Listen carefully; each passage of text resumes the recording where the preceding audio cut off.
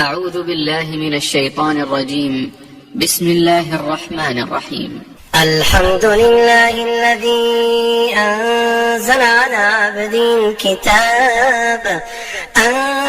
على عبده الكتاب ولم يجعل له عوجا قيما لينذر بأسا شديدا من لدنه ويبشر المؤمنين الذين يعملون الصالحات أن لهم أجرا حسنا ماكثين فيه أبدا وينذر الذين قالوا اتخذ الله ولدا ما لهم به من علم ولا لآبائهم كبرت كلمة تخرج من أفواههم إن يقولون إلا كذبا فلعلك باخع نفسك على آثارهم إن لم يؤمنوا بهذا الحديث أسفا إنا جعلنا ما على الأرض زينة لها لنبلوهم أيهم أحسن عملا وإنا لجاعلون ما عليها صعيدا جرزا أم حسبت أن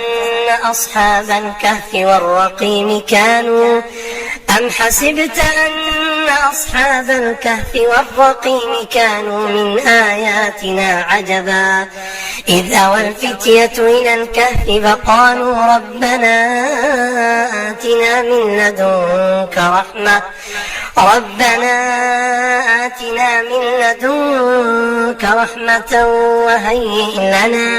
وهيئ لنا من أمرنا رشدا فضربنا على آذانهم في الكهف سنين عددا ثم بعثناهم لنعلم أي الحزبين أحصى لما لبثوا أمدا نحن نقص عليك نبأهم بالحق إنهم فتية آمنوا بربهم وزدناهم هدى وربطنا على قلوبهم إذ قاموا فقالوا ربنا رب السماوات والأرض لن ندعو من دونه إلها لقد قلنا إذا شططا هؤلاء قومنا اتخذوا من دونه آلهة لولا يأتون عليهم بسلطان بين فمن أظلم ممن افترى على الله كذبا وإذ اعتزلتموهم وما يعبدون من دون الله فأووا إلى الكهف ينشر لكم ربكم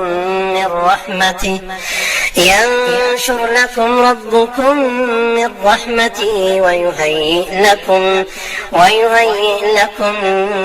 من أمركم مرفقا وترى الشمس إذا طلعت تزاور عن كهفهم ذات اليمين وإذا غربت تقرضهم ذات الشمال وهم في فجوة منه ذلك من آيات الله من يهد الله فهو المهتد ومن يضلل فلن تجد له وليا مرشدا وتحسبهم أيقاظا وهم رقود ونقلبهم ذات اليمين وذات الشمال وكلبهم باسط ذراعيه بالوصيد لو اطلعت عليهم لوليت منهم فرارا ولملئت منهم رعبا وكذلك بعثناهم ليتساءلوا بينهم قال قائل منهم كم لبثتم قالوا لبثنا يوما أو بعض يوم قالوا ربكم أعلم بما لبثتم فابعثوا أحدكم بورقكم هذه فبعثوا أحدكم بورقكم هذه إلى المدينة فلينظر أيها أزكى طعاما فليأتكم برزق منه وليتلطف ولا يشعرن بكم أحدا إنهم إن يظهروا عليكم يرجموكم أو يعيدوكم في ملتهم ولن تفلحوا إذا أبدا وكذلك أعثرنا عليهم ليعلموا أن وعد الله حق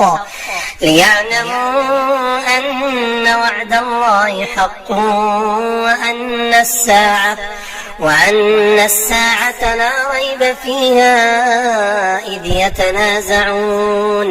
إذ يتنازعون بينهم أمرهم فقالوا ابنوا عليهم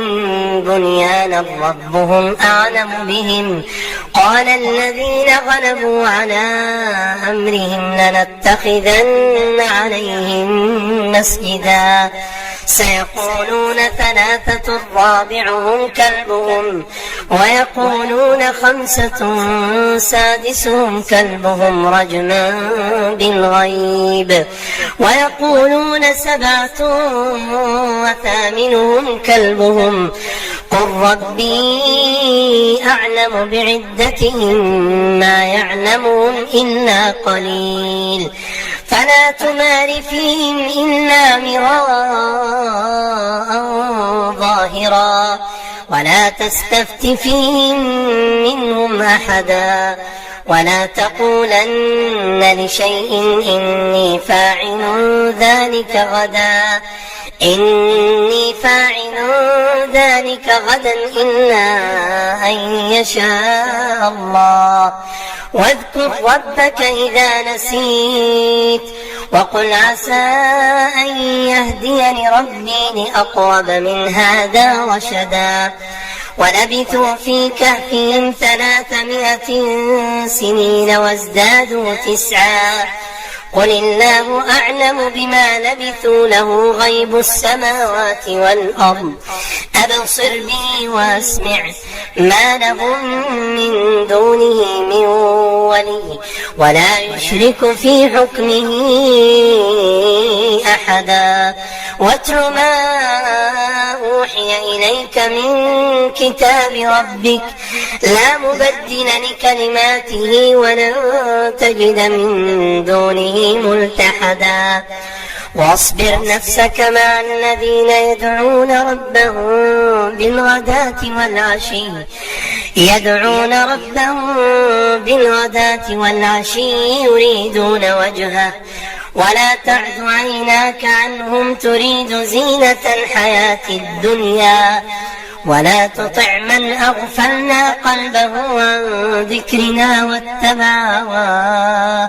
واتبع هواه وكان أمره فرطا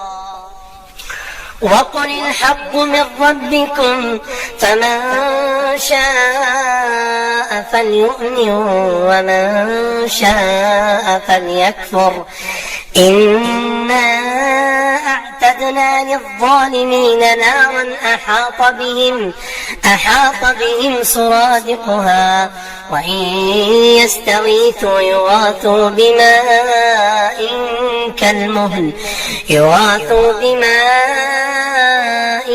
كالمهل يشوي الوجوه بئس الشراب وساءت مرتفقا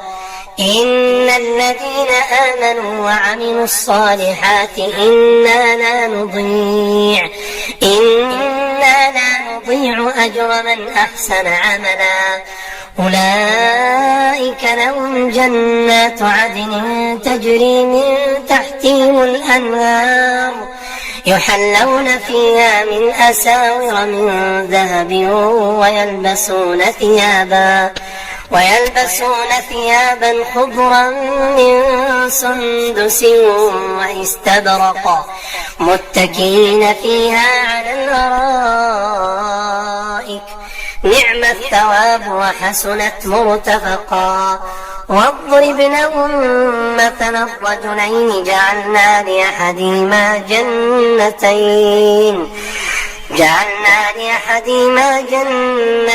من أعناب وحففناهما بنخل وجعلنا بينهما زرعا كلتا الجنتين آتت أكلها ولم تظلم منه شيئا وفجرنا خلالهما نهرا وكان له ثمر فقال لصاحبه وهو يحاوره أنا أكثر منك مالا وأعز نفرا. ودخل جنته وهو ظالم لنفسه قال ما أظن أن تبيد هذه أبدا وما أظن الساعة قائمة ولئن رددت إلى ربي لأجدن خيرا منها منقلبا. قال له صاحبه وهو يحاوره أكفرت بالذي خلقك من تراب ثم من نطفة ثم سواك رجلا لكن هو الله ربي ولا أشرك بربي أحدا. ولولا إذ دخلت جنتك قلت ما شاء الله لا قوة إلا بالله إن ترني أنا أقل منك مالا وولدا فعسى ربي أن يؤتيني خيرا من جنتك ويرسل عليها حسبانا من السماء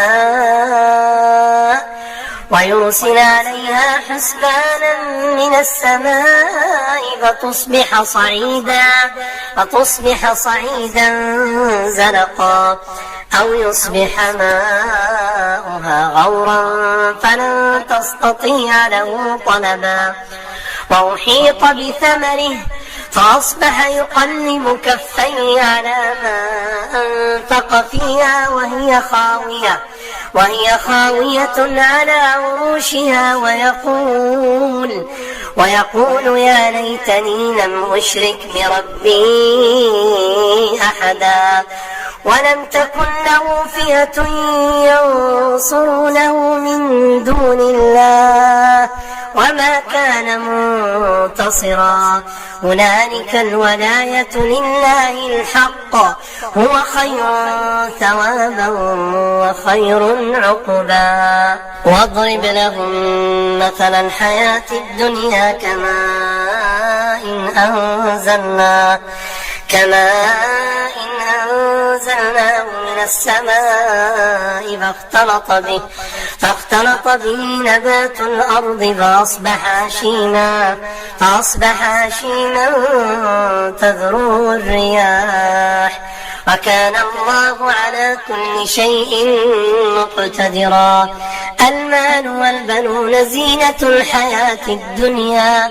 والباقيات الصالحات خير عند ربك ثوابا وخير أملا. ويوم نسير الجبال وترى الأرض بارزة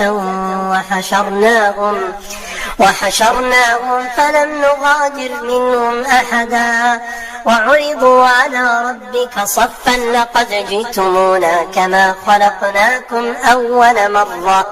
بل زعمتم أن لن نجعل لكم موعدا. ووضع الكتاب فترى المجرمين مشفقين مما فيه ويقولون يا ويلتنا ما لهذا الكتاب لا يغادر صغيرة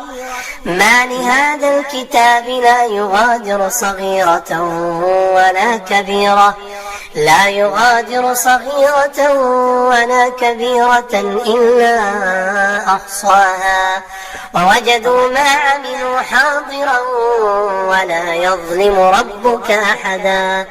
وإذ قلنا للملائكة اسجدوا لآدم فسجدوا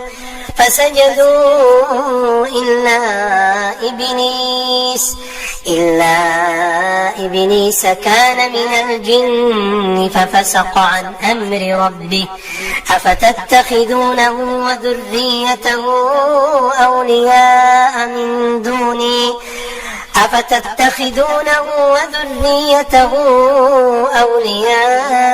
من دوني وهم لكم عدو بئس للظالمين بدلا. ما أشهدتهم خلق السماوات والأرض ولا خلق أنفسهم وما كنت متخذ المضلين عضدا. ويوم يقول نادوا شركائي الذين زعمتم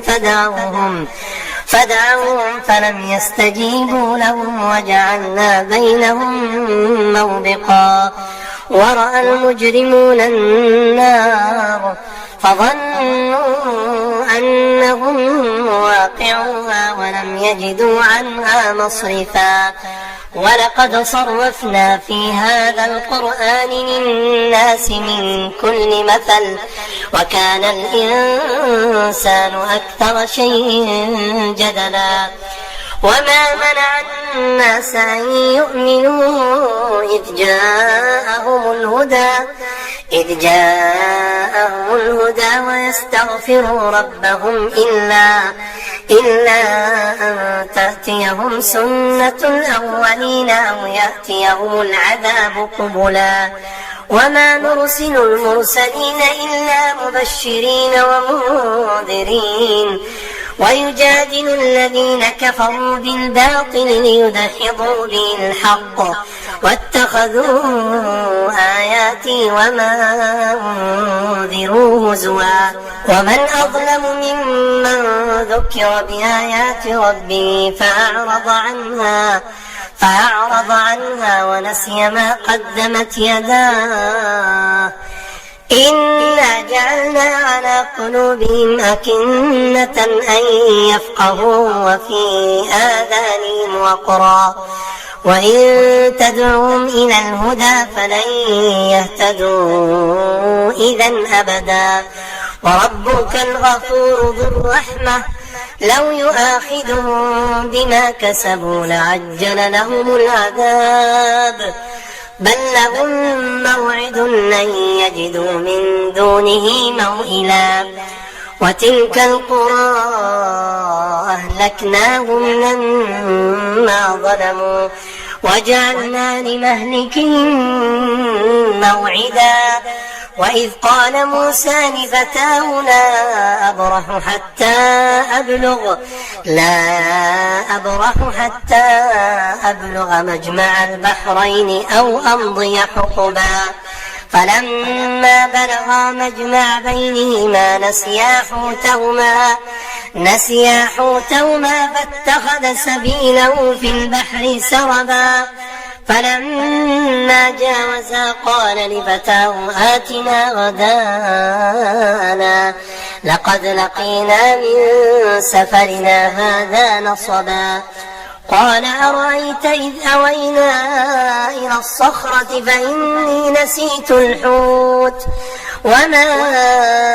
أنسانيه إلا الشيطان أن أذكره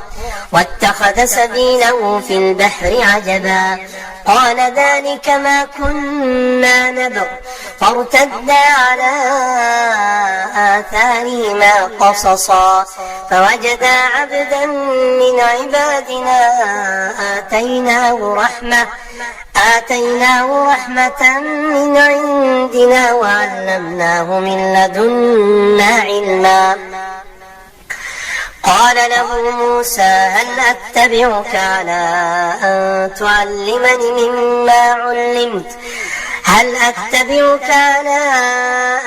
تعلمني مما علمت رشدا قال إنك لن تستطيع معي صبرا وكيف تصبر على ما لم تحط به خبرا قال ستجدني إن شاء الله صابرا ولا أعصي لك أمرا قال فإن اتبعتني فلا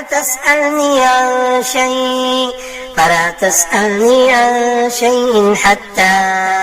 أحدث لك منه ذكرا فانطلقا حتى إذا ركبا في السفينة خرقها قال خرقتها لتغرق أهلها لقد جئت شيئا إمرا قال ألم أقل إنك لن تستطيع معي صبرا قال لا تؤاخذني بما نسيت ولا ترهقني من أمري عسرا فانطلقا حتى إذا لقيا غلاما فقتله قال قتلت نفسا زكية بغير نفس لقد جئت شيئا نكرا قال ألم أقل لك إنك لن تستطيع معي صبرا قال إن سألتك عن شيء بعدها فلا تصاحبني قد بلغت من لدني عذرا فانطلقا حتى إذا أتيا أهل قرية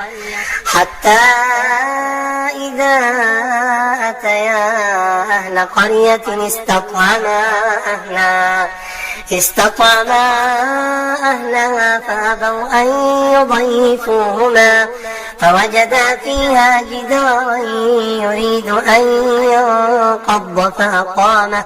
قال لو شئت لاتخذت عليه أجرا قال هذا فراق بيني وبينك سأنبئك بتأويل ما لم تستطع عليه صبرا أما السفينة فكانت لمساكين يعملون في البحر فأردت أن أعيبها وكان وراءهم ملك يأخذ كل سفينة غصبا وأما الغلام فكان أبواه مؤمنين فخشينا أن يرهقهما طغيانا وكفرا فأردنا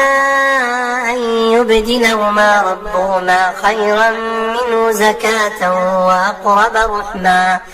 وأما الجدار فكان لغلامين يتيمين في المدينة وكان تحته كنز لهما وكان أبوهما صالحا فأراد ربك أن يبلغا أشدهما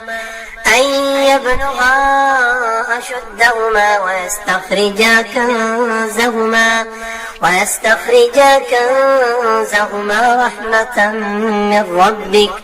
وما فعلته عن أمري ذلك تأويل ما لم تسطع عليه صبرا ويسألونك عن ذي القرنين قل سأتلو عليكم منه ذكرا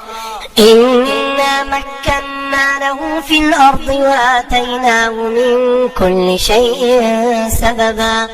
فأتبع سببا حتى إذا بلغ مغرب الشمس وجدها تغرب في عين حمئة ووجد عندها قوما قلنا يا ذا القرنين إما أن تعذب وإما أن تتخذ فيهم حسنا قال أما من ظلم فسوف نعذبه ثم يرد إلى ربه فيعذبه عذابا نكرا وأما من آمن وعمل صالحا فله جزاء الحسنى وسنقول له من أمرنا يسرا ثم أتبع سببا حتى إذا بلغ مطلع الشمس وجدها تطلع على قوم لم نجعل لهم من دونها سترا كذلك وقد أحطنا بما لديه خبرا ثم أتبع سببا حتى إذا بلغ بين السدين وجد من دونهما قوما لا يكادون يفقهون قولا قالوا يا ذا القرنين إن يأجوج ومأجوج مفسدون في الأرض فهل نجعل لك خرجا على أن تجعل بيننا وبينهم سدا قال ما مكني فيه ربي خير فاعينوني بقوة أجعل بينكم وبينهم ردما آتوني زبر الحديد حتى إذا ساوى بين الصدفين قال انفخوا حتى إذا جعله نارا قال آتوني أفرغ عليه قطرا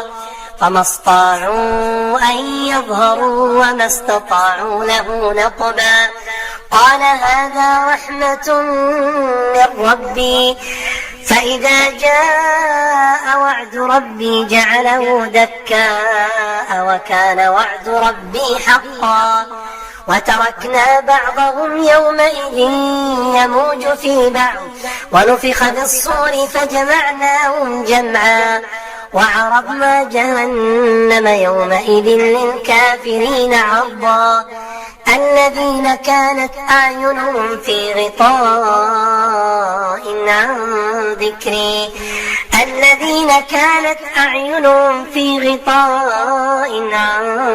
ذكري وكانوا لا يستطيعون سمعا أفحسب الذين كفروا أن يتخذوا عبادي من دوني أولياء إنا أعتدنا جهنم للكافرين نزلا قل هل ننبئكم بالأخسرين أعمالا الذين ضل سعيهم في الحياة الدنيا وهم يحسبون أنهم يحسنون صنعا أولئك الذين كفروا بآيات ربهم ولقائه فحبطت أعمالهم فلا نقيم لهم يوم القيامة وزنا ذلك جزاؤهم جهنم بما كفروا واتخذوا آياتي ورسلي هزوا إن الذين آمنوا وعملوا الصالحات كانت لهم جنات الفردوس نزلا خالدين فيها لا يبغون عنها حولا قل لو كان البحر مدادا لكلمات ربي لنفد البحر قبل أن تنفد كلمات ربي ولو جئنا بمثله مددا قل إنما أنا بشر مثلكم يوحى إلي أنما إلهكم إله واحد فمن كان يرجو لقاء ربه فليعمل عملا صالحا ولا يشرك بعبادة ربه